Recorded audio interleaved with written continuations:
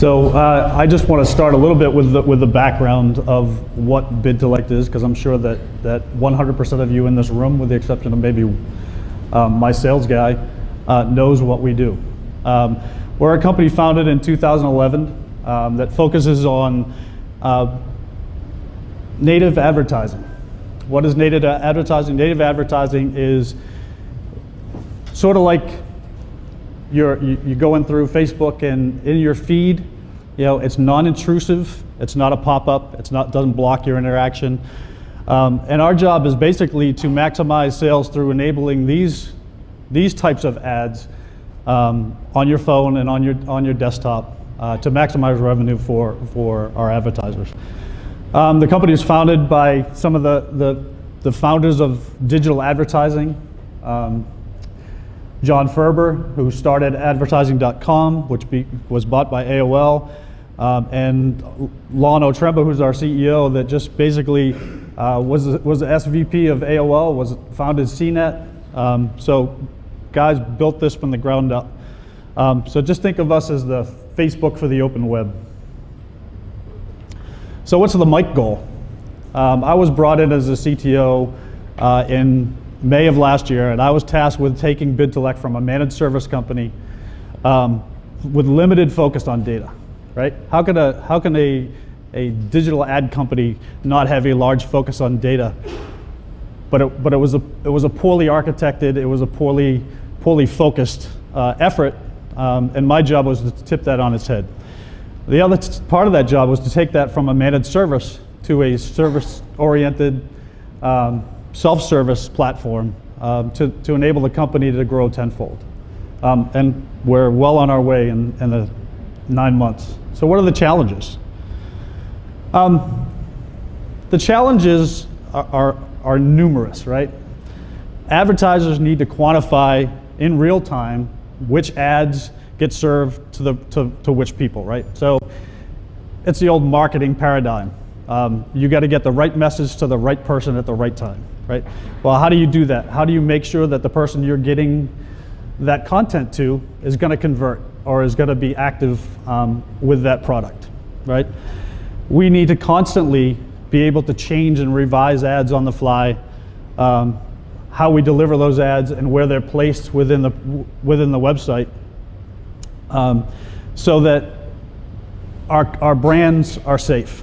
Right, so I'll just give you an example where we had the bombing in London a few years ago, and all of a sudden, all of the advertisers didn't want their ads next to any content that had anything to do with terrorism or war or anything like that. They didn't want their brand associated with that.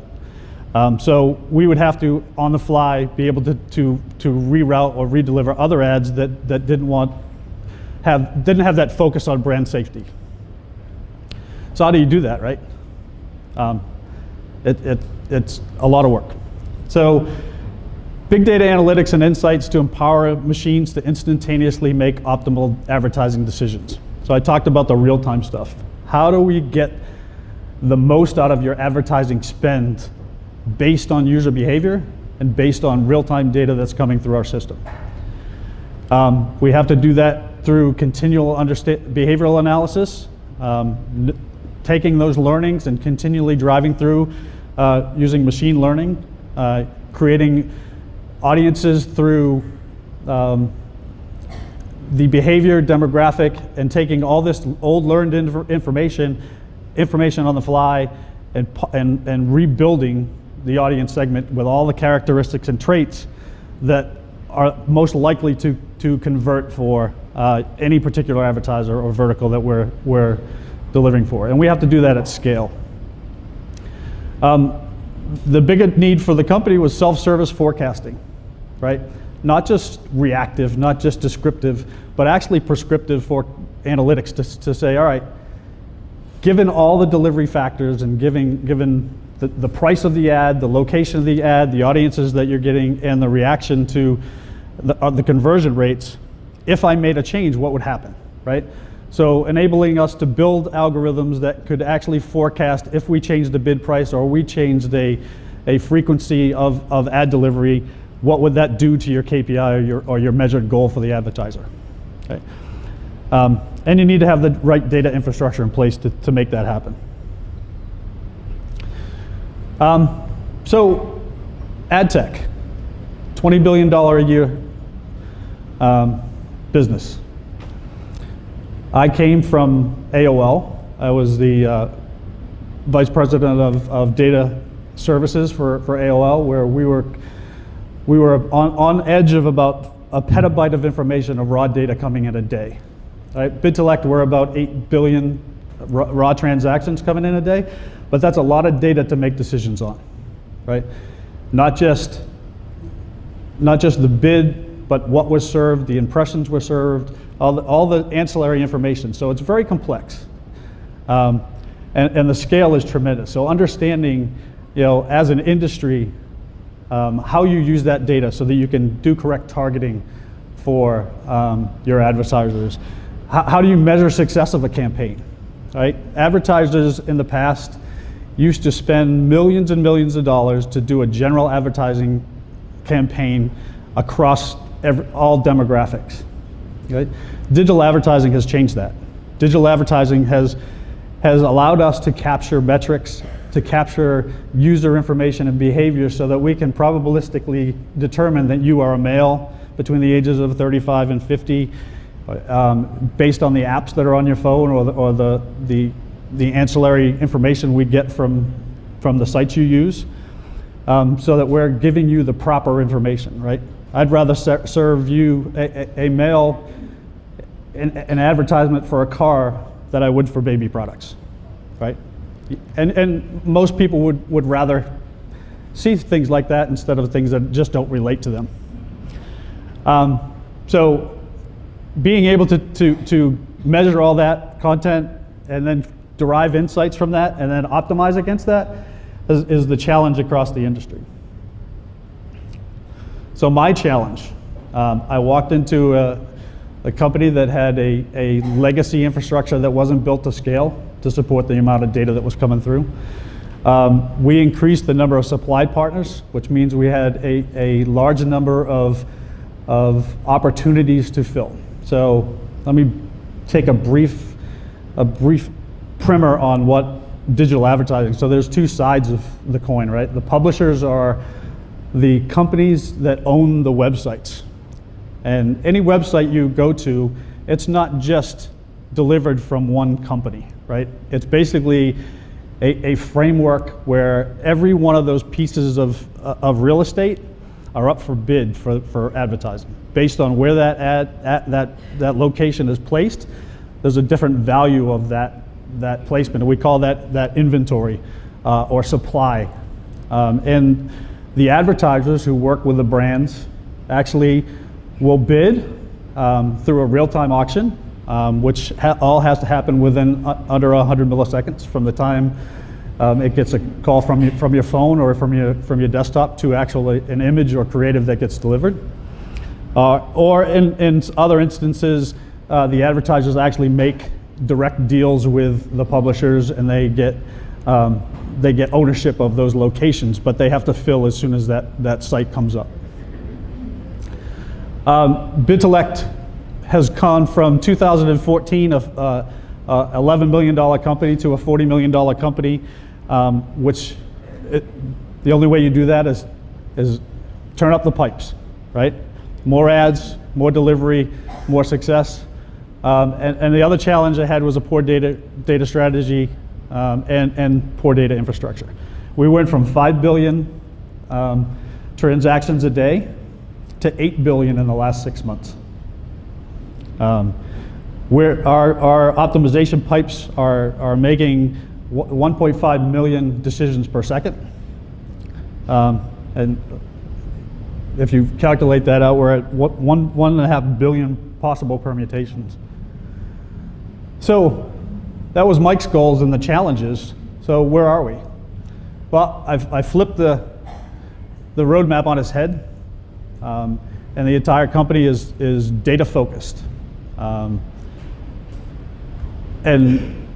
I spoke at a conference up at the New York Stock Exchange probably a year and a half ago, And Roger made a profound statement, one of the fellow speakers, and every company is a data company. No matter what business you're in, you need to have all the data to make decisions, right? It can't just be running amok and making sure, but every company has to make decisions based on successful data. The problem is now is there's more data than there has been in the past. So how to get that. Second thing was to fix the infrastructure. I had to replace the entire existing analytics and reporting infrastructure to support scaling and to support the number of users we had. Optimization, we were slow to grow with some of our optimization strategies. They were piecemeal, focused on some of the more stable things of click-through rates and other things within ad industry that really are falling by the wayside now, because click-through, if you optimize towards click-through a particular event, you may be clicking to fraud, right? So people push you to sites, and we need to account for a lot of the KPIs and of traditional advertising, and change our optimization. And to do all this, we wanted to open it up to all of our customers so that they had the ability to optimize against different KPIs and goals as we went along. Engagement score I'm going to talk a little bit about, which is a differentiator for Bidtellect and our new forecasting models.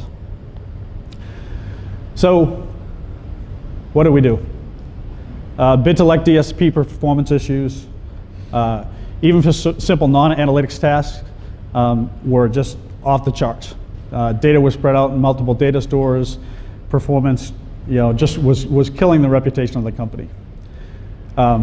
So we had, reporting data and that was spread way too integrated with our production data, and we were having production customers going in and trying to do work while we also had internal people doing analytics and running our optimization on top of the same data set, which pretty much blocked non-production stuff when we were updating any of the data itself. So did a POC, selected Vertica over everything else, mostly because high availability, the workload management, the ability to do resource pools, and our ability to use on Vertica optimization, some of the compression and projections. The one thing that I want to mention, that it'll be on the next slide, is Vertica, you don't need to use indexes, right? The need for a DBA kind of goes away. So Vertica met our SLA times. We're talking about decisions that had to be made within milliseconds, and a lot of even our reporting has gone from 50 to almost 1,000% improvement. We had reports running 19 minutes, now coming out in 22 seconds. It also reduced the complexity of the data architecture. Our legacy data infrastructure required a minimum of 26 nodes and a vast number of cores, which they licensed by core, by the way. So large cost. Vertica down to a 5-node cluster, which improved our SLA and our overall cost. And I estimated about 2 months upon hardware installation to get everything over. Took less than a month. Really easy to use. So as far as ad tech is concerned, these are the Vertica Essentials supporting our mission, right? The columnar store with the compression allows us to get more data. Again, 8 billion transactions a day. We need to be able to get that in and get it usable near real time. The ability to not use indexes, speed, performance, and the built-in analytics. So since this is a data science thing, I'm not just going to be a lesson on Bidtellect or Vertica. So what does Vertica allow us to do? Since our installation, we've improved what we call our IntelliBid, or our optimization technology.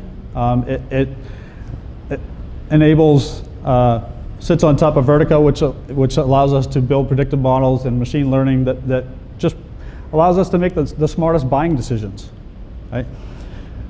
We work and we process about 15 billion auctions a day within the real-time bidding system, which is we auction against other demand-side partners to bid to display our ad there. And we process about 8 billion impressions and bids that we actually successfully win.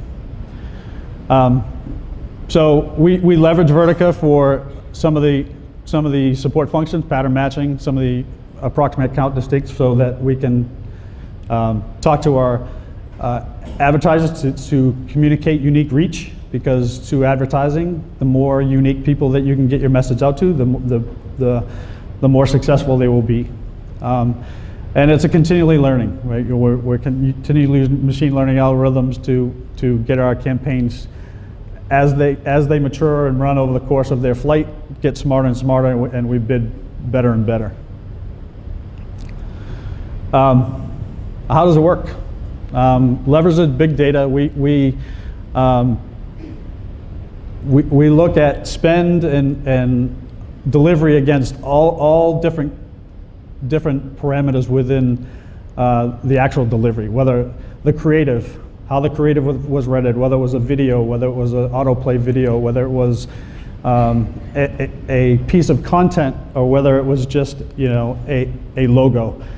The device that the ad was served on. Was it an Apple phone? Was it an Android? Was it a PC? Where that ad was placed. I talked a little bit earlier about the value of the placement. Really determines what the price could be. Recency. When's the last time that this individual user, based on a global ID that we've assigned, has seen this ad? There's a magic formula for. And I know a lot of people get frustrated when you go to your phone, you look at an ad, and then you go to your PC and you see the same ad, right?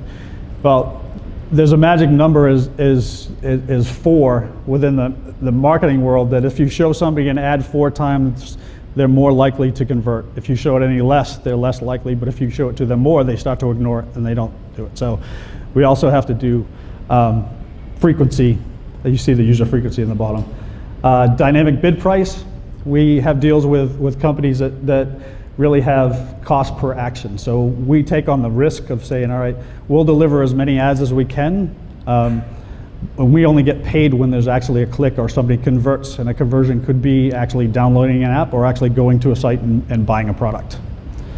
Gold type user frequency, and basically user characteristics or demo. So this allows us to optimize our campaigns against a variety of objectives. We talked about click-through. We can optimize it and optimize the conversion rate. Again, a conversion could be a purchase or just a download. View-through rate, and this is kind of nebulous within the industry. The problem is a lot of people will see an ad for Hilton. They won't convert, they won't directly click to Hilton or the hotel, but yet they'll go to the site and they will actually book a room. So we can actually get attribution based on that as a view through, that somebody is actually, we can prove that they've seen the ad, that same user has gone and made a purchase. Bounce rate, play rate, page view visits, how long somebody stays, how long they're engaged within the content on the page, is becoming more and more a selling point for advertisers. And how do they do that, right? How do we measure, intent? How do you measure somebody actually being on the site? This basically talks about enabling optimization to be handled through a self-service platform where they can self-adjust both the objectives and the measurement goal for all campaigns as they're in flight. So we talked, I just mentioned quickly about the engagement rate. More advertisers are interested in intent. How long is somebody and how engaged are they with the content. So we've come up with basically a measurement to capture post-click activity. And that's as users get onto a page, how long have they been reviewing that page? How many have they clicked down through? How engaged are they with the content? So the way native advertising works, it's not just an ad, right? If you go to some of the sites and you see sponsored, and it could be a listicle or it could be actually an article. And the more people, we have a good relationship with Microsoft. And Microsoft will provide several landing pages for us and articles that we use as advertisements. They drill down. We can measure how long they've actually read the article, their scroll depth, whether they've actually read the article or they just sat on the page. And that gives them a true measure, or at least a predicted measure of how interested they really are in that product. So we've pretty linear combination of, we basically look at page views, bounce rate, and time on site to provide the information. This is just a simple example of measuring page views. We're just constructing a function that when page view visits are one, the higher it gets, the more confident we are that a positive towards engagement. And what our engagement score in totality comes from, we derive a score of 0 to 10 corresponding to the least engagement, to 10 being the most highly engaged, and we can actually do optimization to engagement. So we can measure and push our campaigns based on how thoroughly somebody's been engaged with the content. The last thing I want to talk about really is forecasting.